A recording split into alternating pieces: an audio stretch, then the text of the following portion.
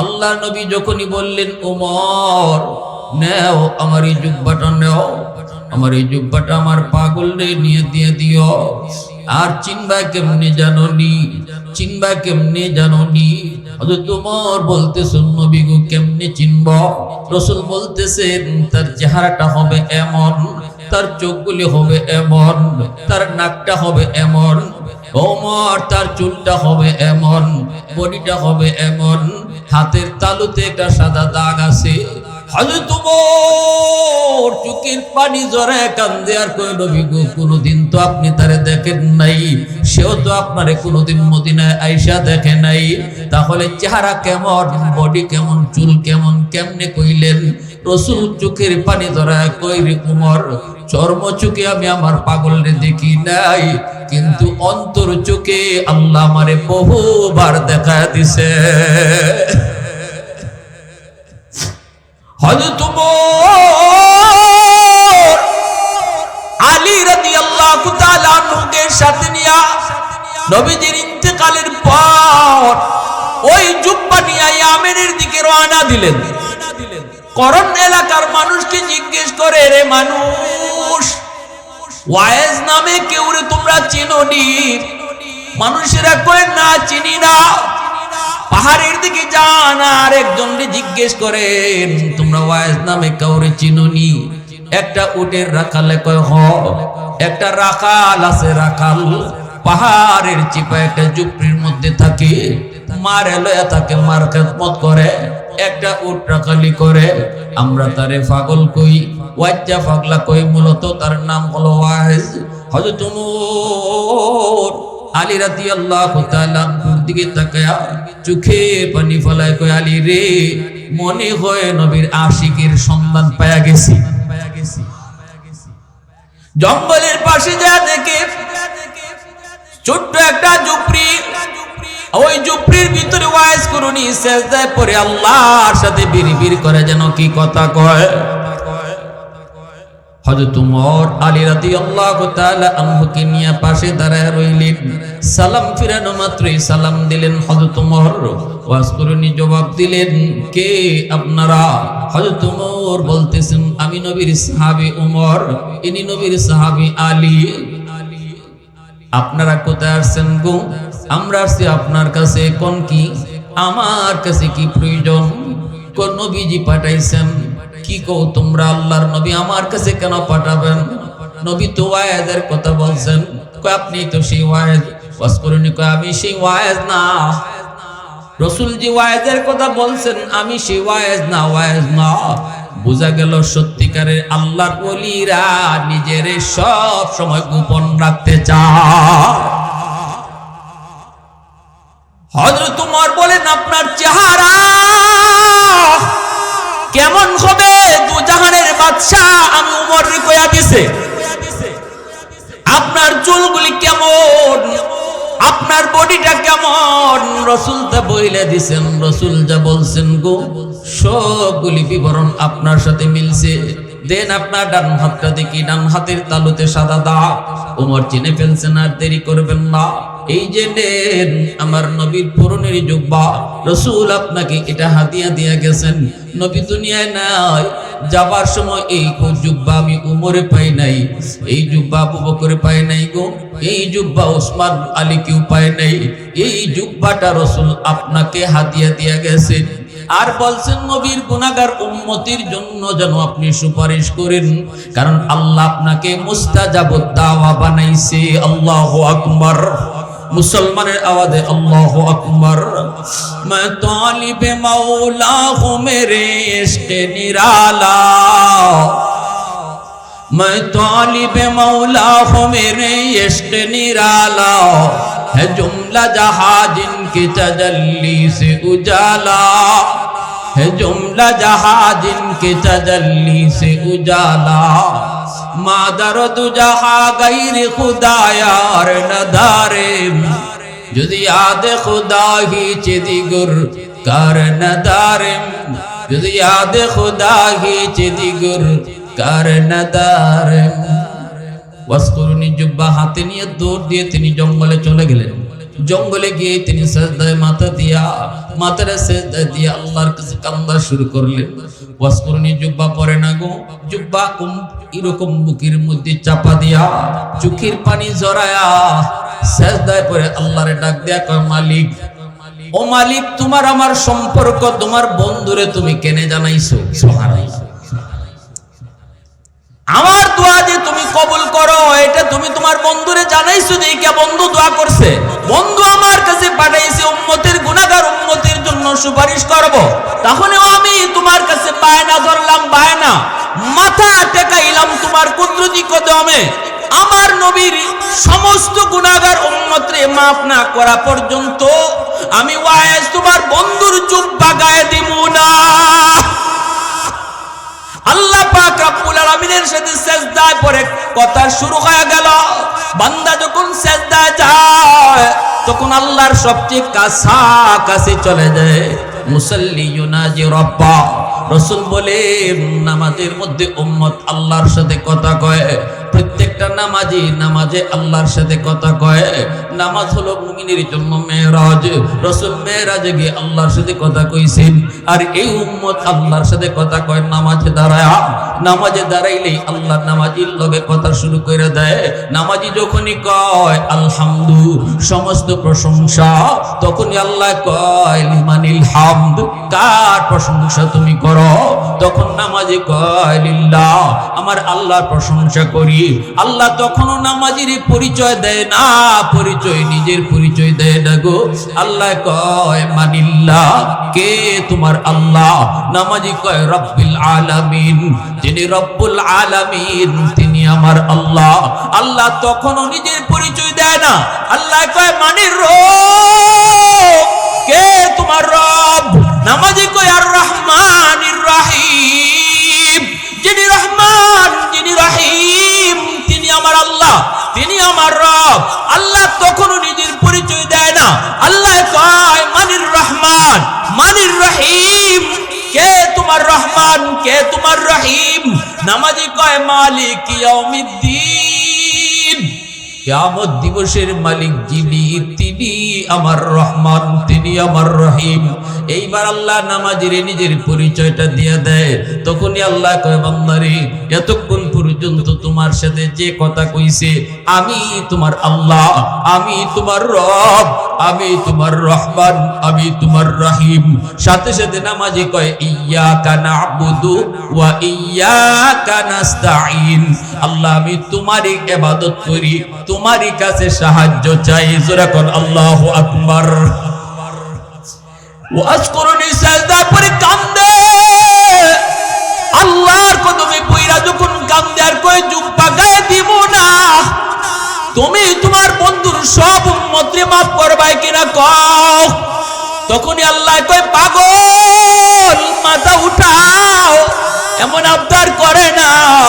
আমার বন্ধুর উম্মতের মধ্যে অনেক আছে সুদখোর, অনেক আছে ঘুষখোর, অনেক আছে বেনামাজি, অনেক আছে বাপ মারে কষ্ট দেয়, অনেক আছে জিনাখোর।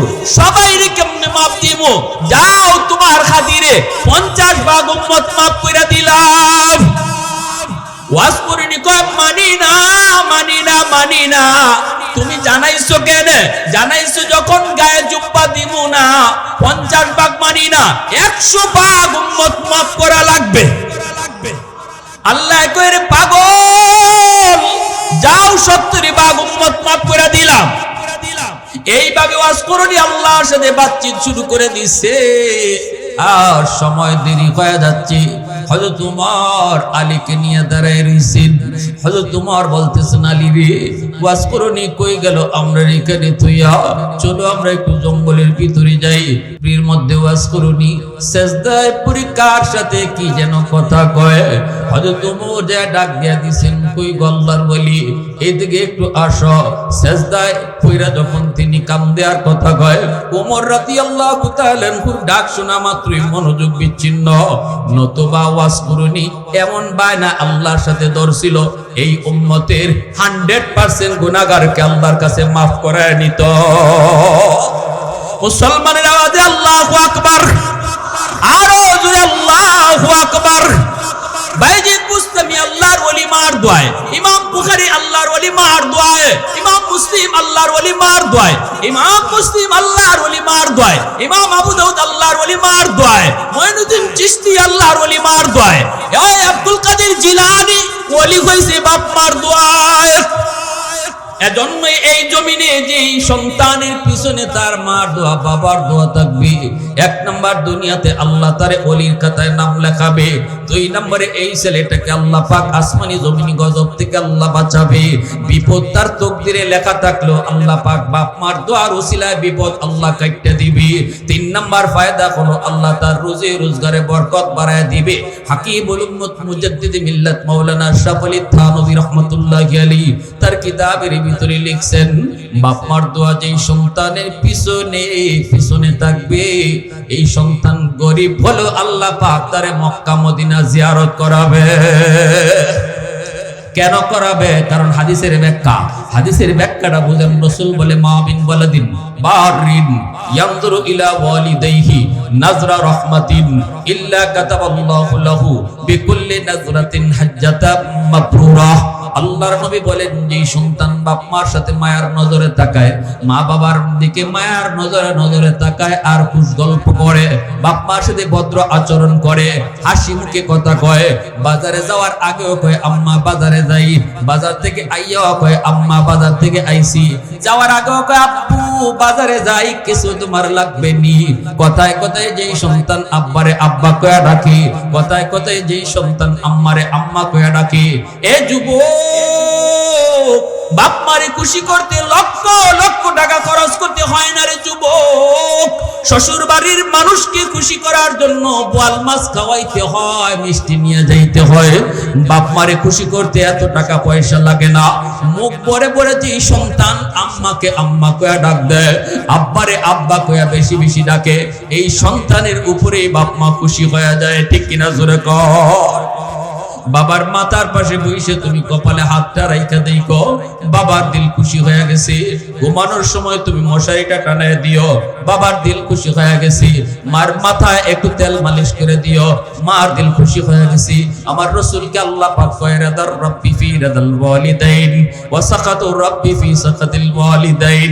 বন্ধু তুমি উম্মতকে জানায় দাও যে সন্তানের উপরে তার বাপ মা রাজি থাকে, আমি আল্লাহ তার উপরে রাজি হয়ে যায়। আর যেই সন্তানের উপরে তার বাপ মা নারাজ থাকে, আমি আল্লাহ তার উপরে নারাজ হয়ে যাই। আল্লাহকে যদি তুমি খুশি করতে চাও রে যুবক, মা বাবাকে খুশি করতেই হবে। বাপ মারে নারাজ করে আল্লাহকে কোনদিন রাজি করানো যায়? আওয়াজ আসতে কেন? লক্ষ লক্ষ টাকা খরচ করো তুমি, মসজিদ মাদ্রাসায় দান করো, অভাবীদের পিছনে ঘুরো, কিন্তু মার বদ্ধ আছে, বাবার বদ্ধ আছে, আল্লাহ তোমার উপর খুশি না। ঠিক কিনা জোরে বলেন? পীর সাহেবরে খুশি করো, গরু খাওয়াও, হাজার পীর তোমার উপরে খুশি, বাপ মা খুশি না। আল্লাহ বলে আমিও খুশি না। আল্লাহ কি বলে? আল্লাহ বলে আমিও খুশি না। দুনিয়ার মানুষ তোমার উপরে খুশি, আমি তোমার মা খুশি না তো আমি আল্লাহ খুশি না, তোমার বাবা খুশি না তো আমি আল্লাহ খুশি না। মুঈনুদ্দিন চিশতির দোয়া কবুল হবে কি হবে না কোনো গ্যারান্টি নাই। আব্দুল কাদের জিলানীর দোয়া কবুল হবে কি হবে না কোনো গ্যারান্টি নাই। কিন্তু আমার রাসূল বলেছেন বাপ মার দোয়া কবুল হবে 100% গ্যারান্টি। সালাসাতুন দাওয়াতুন মুস্তাজাবাতুন লা শাক্কা ফীহি দাওয়াতুল মাজলুম ওয়া দাওয়াতুল মুসাফির ওয়া দাওয়াতুল ওয়ালিদ আলা ওয়ালাদিহি। তিন ব্যক্তির দোয়া বদদোয়া আল্লাহর কাছে সরাসরি কবুল। মাজলুমের দোয়া বদদোয়া, মুসাফিরের দোয়া বদদোয়া, আর বাপ মার দোয়া বদদোয়া। এই তিন ব্যক্তির বদদোয়া জীবনে দিও না। মুসাফিরের কষ্ট দিও না, দুর্বল মানুষের উপরে আঘাত করো না। সমাজে যে মানুষটা দুর্বল, যার শক্তি নেই, যার টাকা নাই, যার লোকজন নাই, তারে তুমি ক্ষমতা দিয়া তার উপরে জুলুম করো না। কারণ দুর্বলের আহাজারি আল্লাহর আরশে গিয়ে লাগে। দুর্বল মামলা বসাইতে দেরি হয়, আল্লাহর আদালতে মামলা বসতে দেরি হয়। আর বাপ মার দোয়া বদদোয়া এটাও আল্লাহর দরবারে সরাসরি কবুল হয়ে যায়। এবার আসুন আমি আপনাদের সামনে একটা বদদোয়ার ঘটনা শোনাই। করাচির হযরত হাকিম আক্তার সাহেব রাহিমাহুল্লাহ বহুত বড় আল্লাহর একজন ওলি। তিনি তার বয়ানের মধ্যে নিজে বলতেছেন আমি নিজে প্রত্যক্ষদর্শী। ইনি বলেন আমি নিজের চোখে দেখেছি ঘটনা। ইনি বলেন আমি করাচির জামে মসজিদে নামাজ আদায় করি গো, একজন যুবক বড় সুন্দর করে নামাজ পড়ল, দাঁড়ানোটা তার বড় সুন্দর, রুকু তার বড় সুন্দর, সাজদাটাও তার বড় সুন্দর। নামাজ সুন্দর অসুন্দর আছে না নাই? জোরে বলেন। হ্যাঁ, রসুল কয় নামাজের ভিতরে যে চুরি করে এ হইল বড় সুর, এ হইল সবচেয়ে বড় সুর। নামাজের মধ্যে যে চুরি করে, কয় কেমনে চুরি করে? রুকু যেভাবে দেওয়ার কথা এভাবে দেয় না, সাজদা যেভাবে দেওয়ার কথা এভাবে দেয় না, দাঁড়ানো যেভাবে দাঁড়ানোর কথা এভাবে দাঁড়ায় না, রুকু থেকে দাঁড়ায় কোন রকম মাথাটা তুলে সোজা হয় না, অথচ রুকু থেকে সোজা হয়ে দাঁড়ানো ওয়াজিব। কেউ যদি রুকু থেকে সোজা হয়ে না দাঁড়াইয়া সাজদায় যায় নামাজ হবে না। ঠিক না নি? ওয়াজিব তরকের কবিরা গুনাহ। দুই সেজদার মাঝখানে কোমর সোজা করে বসা ওয়াজিব। কেউ যদি মাথাটা কোন রকম তুইলেই আবার সাজদায় চলে যায় তাহলে ওয়াজিব তরক হইল, নামাজ হবে না, হবে না। একটা মাসালা জানা 70 রাকাত নফল নামাজ পড়ার চেয়ে বেশি সওয়াব। তাহলে আমরা কি বুঝলাম? দুই সেজদার মাঝখানে কোমর সোজা করে বসা ওয়াজিব, রুকু থেকে সোজা হয়ে দাঁড়ানো ওয়াজিব। ঠিক না নি? ঠিক না নি? আমাদের সমাজ তো এমন নষ্ট হইছে, কেউ যদি নামাজের কথা একজনে আরেকজনকে কয়, ভাই আপনার তো এই ওয়াজিবটা হইছে না, আপনার তো নামাজ এইভাবে হয় না।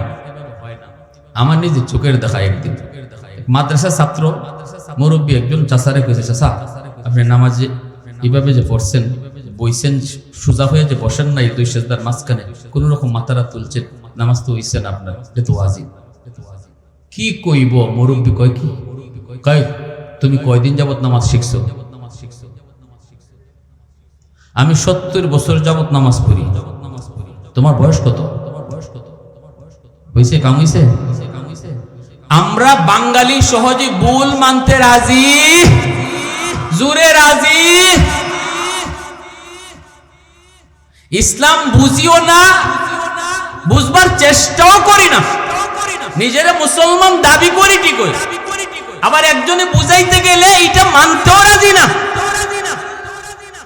ইসলাম শুধু নামাজের মধ্যেই সীমাবদ্ধ না, রোজার মধ্যেই সীমাবদ্ধ না। ইসলাম কমপ্লিট একটা জীবন ব্যবস্থার নাম, যেই জীবন ব্যবস্থাতে আপনার জীবনের ব্যক্তিগত জীবন, পারিবারিক জীবন, সামাজিক জীবন, রাষ্ট্রীয় জীবন, সর্ব বিষয় ইসলামের ভিতরে আছে। যদি এই বিষয়টা আপনি মানতে কষ্ট হয়, নিঃসন্দেহে আপনার ঈমান নাই, নিঃসন্দেহে ঈমান নাই। তাহলে আপনি বুঝতেছেন, আপনি এটাই বুঝলেন যে ইসলামে কিছু আছে কিছু নাই। আপনি এমন একটা ধর্ম মানলেন যেই ধর্মে কিছু আছে কিছু নাই, আপনি এমন ধর্ম মানলেন। আপনি এটা বিশ্বাস করার দ্বারা আর এই বিশ্বাসে অটুট থাকার দ্বারা নিঃসন্দেহে আপনার ঈমান চলে গেছে। আমরা ভুল মানতে রাজি না, ভুল ধরায় দিলে এটাও রাজি না। ওযু করছে বেচারা, ওযু এইদিকে কোনই পর্যন্ত দোয়া ফরজ, ঠিক না নি? ওযুর ফরজ কয়টা? হ্যাঁ যুবক বলো কয়টা? 4টা। কোনই পর্যন্ত ধোয়া এটা ফরজ না।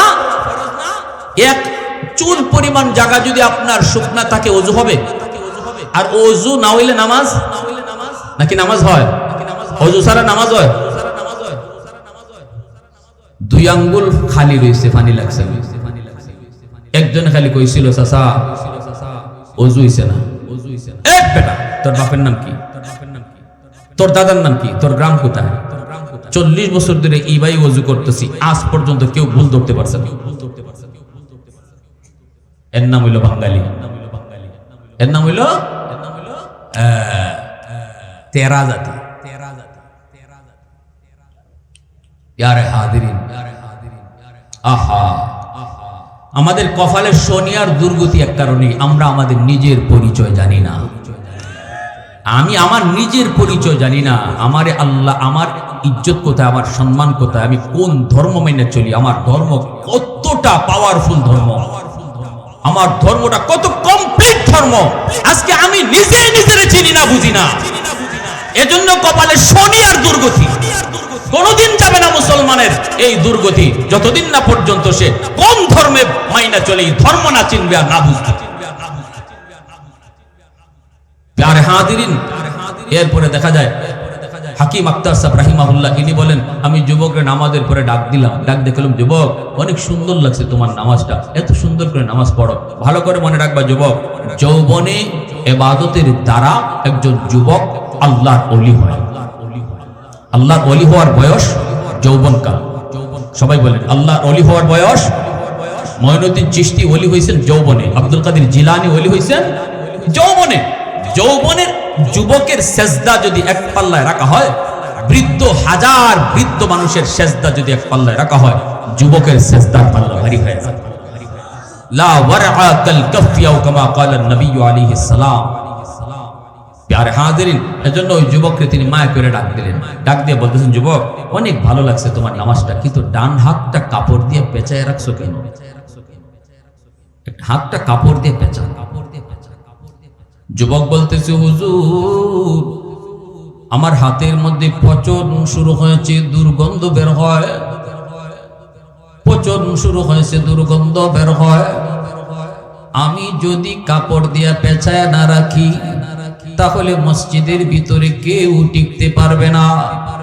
আল্লাহর ওলি বলেন, যুবক তাহলে তুমি কি ডাক্তার দেখাও নাই? হ হুজুর, সব ডাক্তার দেখাইছি, কোন ডাক্তার আমার রোগ ধরতে পারে না। আল্লাহর ওলি বলেন, অন্য দেশের ডাক্তার দেখাও। যুবক কই, না গো হুজুর, কোনো লাভ হবে না। হুজুর আমি আপনারে চিনি, আপনি আমাদের এলাকার সবচেয়ে বড় হুজুর, বহুত বড় আল্লাহর ওলি। হুজুর আপনার কাছে আমি আজকে বলি গো, আমার এই রোগ ডাক্তার ধরতে পারে নাই, কিন্তু আমি আমার রোগ ধরে ফেলেছি। আল্লাহর ওলি কই, যুবক কি তোমার রোগ? তুমি তোমার রোগ ধরে ফেলেছো, এটা কোন রোগ? যুবক কান্দার কই, হুজুর আমার রোগ হলো আসমানে, চিকিৎসা চলছে জমিনে। আগুন লাগছে শেরপুর, পানি দেয় ফরিদপুর, জীবনে কোনোদিন এই আগুন যেমন নিভবে না, আমার চিকিৎসা জমিনে চলছে, আসমানের রোগ কোনোদিন ভালো হবে না। এই বইলা যুবক কান্না শুরু করে দিয়েছে। আল্লাহর ওলি কই, যুবক কি একটু খুলে কও? যুবক কই, হুজুর আমি আমার মার গর্ভে একমাত্র সন্তান, জন্মের কিছুদিন পরে আমি দেখেছি আমার আব্বা মারা গেছেন। এরপরে আমার আম্মা মানুষের বাড়িতে কামকাজ কইরা আমারে লেখাপড়া করাইছেন। আমার নানা নানি, আমার দাদা, আমার নানা নানি, মামা মামি আসছেন মাকে নিয়ে অন্যত্র বিয়ে দিবে, কারণ আমার মায়ের তখনও পুরা যৌবন। কিন্তু মা বলতেছে, না বাবা আমি আর কোথাও বিয়ে বসবো না, আল্লাহ আমাকে একটা মানিক দিয়েছে, আমি আমার মানিকের চেহারা দেখে জীবন যৌবন কাটায় দিব, তবু আমি অন্যত্র বিয়ে বসবো না। সন্তানের চেহারা দেখে আমার মা সব ত্যাগ কইরা, মা বাবার সব চাইরা আমাকে নিয়ে থাকছে। কিন্তু আমি লেখাপড়া কইরা যখন একটু বড় হয়েছি, আমি একটা বড় লোকের সুন্দরী মেয়ের খপ্পরে পড়ে গেছি, সুন্দরী মেয়ের প্রেমে পড়ে গেছি, আমি তারে বিয়ে করে ফেলেছি। আমার মা আমাকে বারবার বলছিল, বাদান রে, ধনীর মেয়ে গরিবের বাড়িতে আসলে সুখ হয় না, ধনীর মেয়ে গরিবের বাড়িতে আসলে সুখ হয় না রে বাদান, ধনীর মেয়ে আনবি না। আমি মা গরিব, আমাকে মানবে না। আমি বলেছিলাম, না গো মা তুমি টেনশন করো না, অসুবিধা নাই, আমি সব খুলে বলেছি। সেদিন আমি মার কথা বুঝি নাই গো হুজুর, কিন্তু আমি বিয়ে করে আনার পর মা যা কইছিল তাই হইছে। আমার মাকে মা কইয়া ডাকে না, গরিব বিদায় আমার মাকে হিংসা করে, নিন্দা করে, ঘৃণা করে। অফিস থেকে আসলে পরে মার বিরুদ্ধে আমারে নালিশ দেয়। একদিন, দুই দিন, তিন দিন আমি বউয়ের সাথে ঝগড়া করতে পারি নাই, এমন ভাবে আমারে বুঝায়। আমি তো প্রেম করে ভালোবেসে তারে বিয়ে করেছি, আমি তো তার প্রতি দুর্বল। আমি মার রুমে ঢুইকা মারে বকাবকি শুরু করলাম, মা গো তুমি কেন তার সাথে এরকম ঝগড়া করো? মায় কয় বাজান আমি ঝগড়া করি নাই, আমি কোনো কথা বলি নাই রে বাজান, মূলত আমাকে দেখবে দূরের কথা, আমার ছায়াটাও তোর বউ সহ্য করতে পারে না, সে চায় আমি এই বাড়িতে না থাকলে তার স্বাধীনতা। বাজান রে আমি ঝগড়া করি নাই, আমি কোনো ধরনের কথাবার্তাও বলি নাই হুজুর। সেদিন আমি আমার বউয়ের ভালোবাসায় পড়ে মার কথাটা আমি বিশ্বাস করি নাই। দ্বিতীয় দিন মা রুমে ঢুইকা মাকে বকাবকি কইরা আমি নালায়েক মার গায়ে হাত উঠে ফেলছি, নাউজুবিল্লাহ। যখনই মার গায়ে হাত উঠাইছি তখনই মা হাউমাউ করে কান্না শুরু করেছে আর কয় বাজার আজকে তুই তোর বউয়ের কথায় আমি মার গায়ে হাত উঠাই দিলি রে, অথচ যে হাত দিয়ে তুই আমারে মারলি এই হাতটা মা চুমায়া চুমায়া বড় করছি, তুই আজকে আমার এই হাত দিয়ে মারছো, ঠিক আছে যা, আল্লাহ যেন তোর এই হাত ফসায়া দেয়, তোর এই হাত যেন পচা যায়। হুজুর বিশ্বাস করেন যখনই মা এই বদুয়া দিছে আমি সাথে সাথে টের পাইছি আমার পায়ের তলার জমিনটা কাঁপা উঠছে। কারণ আমার নবী বলেছেন বাপ মা যখন বদুয়া দেয় আল্লাহর আরশটা কাঁপা উঠে। এই বদুয়ার মাঝখানে কোনো কিছু থাকে না যুবক, জিন্দগি বরবাদ হয়ে যাবে, ব্যবসা বাণিজ্য উন্নতি পাবা না, লেখাপড়া উন্নতি পাবা না, হায়াতের ভিতরে বরকত পাবা না, রুজি রোজগারের ভিতরে তুমি বরকত পাবা না, অ্যাক্সিডেন্ট তোমার কপালে আসবে আসবে, সব কিছু তুমি শস্যফুল দেখবা, হাতের কাছে সব পাওয়ার পরেও ধরতে পারবা না যদি পিছনে বাপ মার বদুয়া থাকে। পিছনে যদি বাপ মার বদুয়া থাকে, যেই মাত্র বদুয়াটা দিয়েছে হুজুর আমি টের পেয়েছি আমার পায়ের তলার জমিন কাঁপে উঠছে। এমনি মায় আর একটা বদুয়া দিছে, তুই যেন আমার জানাজার নামাজ পড়তে না পারো। হুজুর তখনই আমার দিলের ভিতরে একটা বাড়ি মারছে, মনে হয় মার দোয়া বদুয়া কবুল হয়ে গেছে, মনে হয় মার বদুয়া কবুল হয়ে গেছে। কিছুদিন পর অফিস থেকে খবর পেয়েছি, বাস্তব ঘটনা শোনাইতেছি, অফিস থেকে খবর পেয়েছি মা মারা গেছে। জানাজা পড়ার জন্য আমি প্রস্তুত হয়েছি, বাড়ি আসবো, কিন্তু রাস্তাঘাটে এত সমস্যা হয়েছে, এত সুবিধা হয়েছে, অন্য কোনোদিন গ্রামে আসতে এত সমস্যা হয় না। এত দেরি হলো গো, পৌঁছতে পৌঁছতে সন্ধ্যা হয়ে গেছে, মানুষেরা জানাজা পড়ে মারে থামায় ফেলছে। আমি চোখের পানি জলে কাম দিয়ে তখনই বুঝেছি মার দুইটা বদুয়ার একটা বদুয়া কবুল হয়ে গেছে। আমি যেন মার জানাজার নামাজ পড়তে না পারি।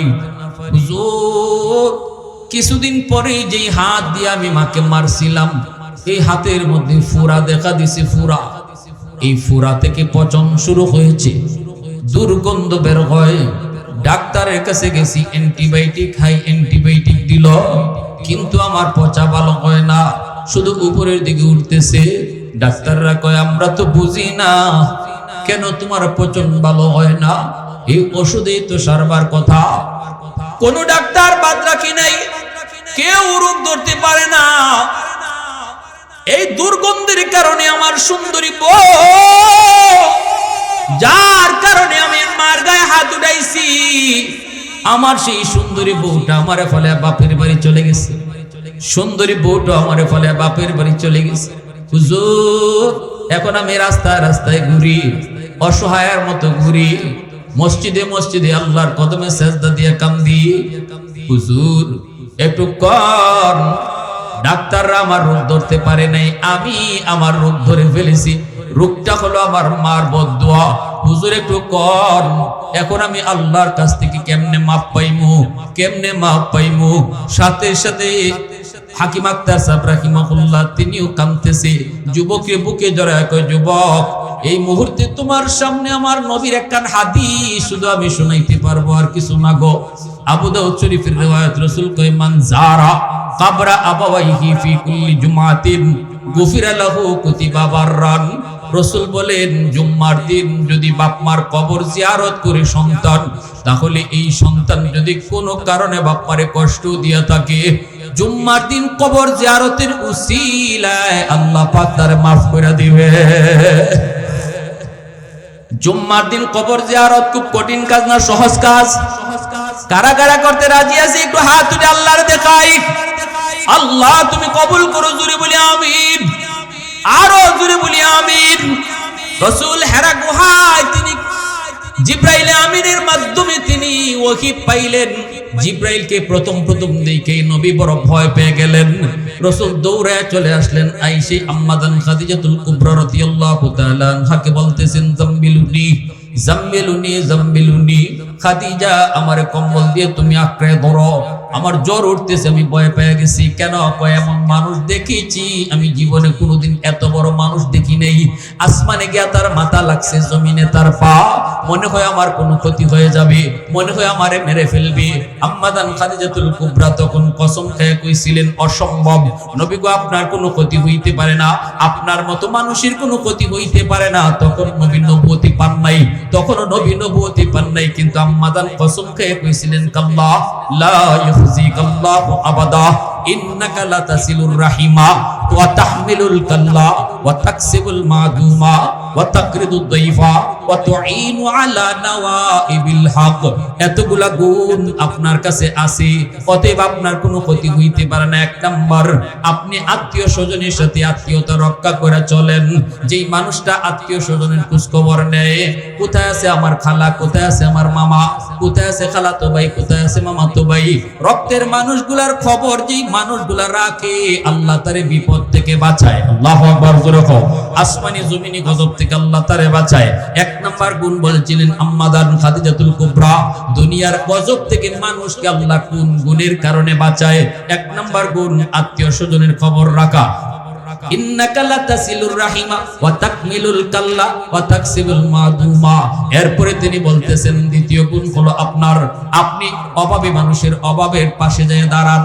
যেই মানুষটা অভাবে আছে তারে গিয়ে সাহায্য করেন। যেই মানুষটা বোঝা উঠাইতে পারে না তার বোঝা তুইলা দেন। যেই মানুষটা অসুস্থ চিকিৎসা করাইতে পারে না তারে চিকিৎসার খরচ দেন। যেই মানুষটা বোঝা তুলতে পারে না তারে বোঝাটা তুইলা দেন। যে বিয়া দিতে পারে না মেয়েটারে তার পাশে গিয়ে দাঁড়ান। ওগো নবীজি, মেহমানের মেহমানদারি আপনি করেন, মেহমানের মেহমানদারি আপনি করেন, এবং আপনি অভাবীর পাশে দাঁড়ান, এবং আপনি সমাজের ন্যায় কথা কন, হক কথা কন। বিচার টাকা খেয়ে বিচার করেন না, মুখ চিহ্নে কথা বলেন না, না গোষ্ঠী চিহ্নে রায় দেন না, ক্ষমতা বই দেখা তার পক্ষে কথা বলেন না, ন্যায় কথা হক কথা আপনি সব জায়গায় বলেন।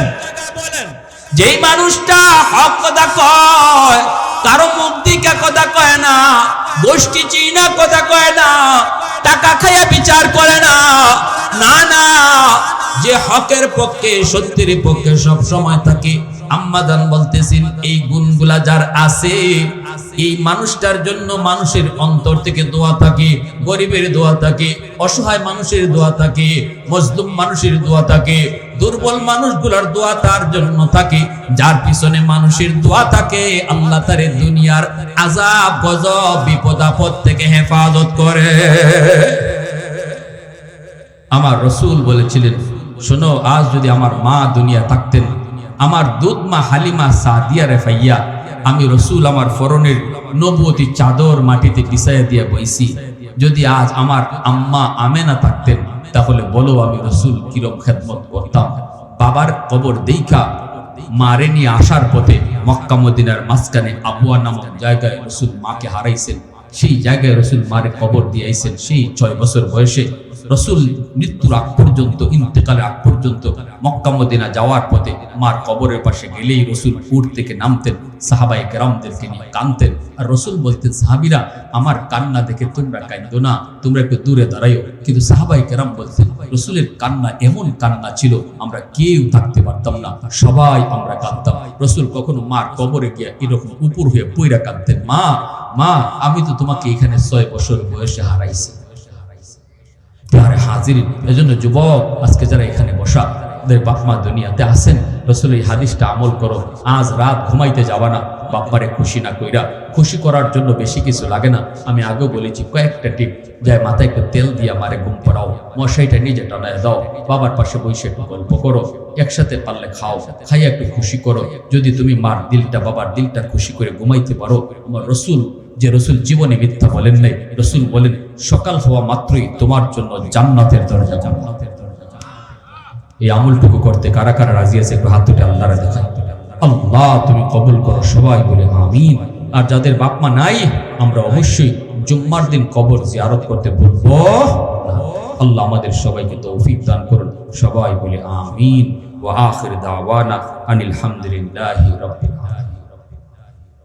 আল্লাহুম্মা সাল্লি আলা মুহাম্মাদ ওয়া আলা আলি মুহাম্মাদ কামা সাল্লাইতা আলা ইব্রাহিম ওয়া আলা আলি ইব্রাহিম ইন্নাকা হামিদুম মাজিদ। আল্লাহ মুনাজাত না করে কেউ যাবেন না, ইবাদতের মগজ হলো মুনাজাত। আল্লাহুম্মা বারিক আলা মুহাম্মাদিন ওয়া আলা আলি মুহাম্মাদ কামা বারাকতা আলা ইব্রাহিম ওয়া আলা আলি ইব্রাহিম ইন্নাকা হামিদুম মাজিদ। পরিশেষে এই যে অসহায়দের পাশে দাঁড়াও, এই যে যুব সংগঠন আছে, এই সংগঠনের পাশে আমরা দাঁড়াবো। আমি আইয়া শুনছি আমার বকুল ভাই বলছেন যে তারা এখানে যে অনুদান দেন, এই টাকা আর কেউ ফেরত পাওয়ার আশা করে, এটা মানুষের অসহায়ের পাশে তারা এই টাকাটা লাগায়। সবাই আমরা সর্বাত্মকভাবে তাদের জন্য দোয়া করব। আল্লাহ এই সংগঠনকে কবুল করেন এবং তাদের সকলের মধ্যে গান, এই এলাকার সকল মধ্যে গানকে আল্লাহ মাফ করেন। আলহামদুলিল্লাহ আলহামদুলিল্লাহিল্লাযী হাদানা লিহাযা ওয়া মা কুন্না লিনাহতাদিয়া লাউলা আন হাদা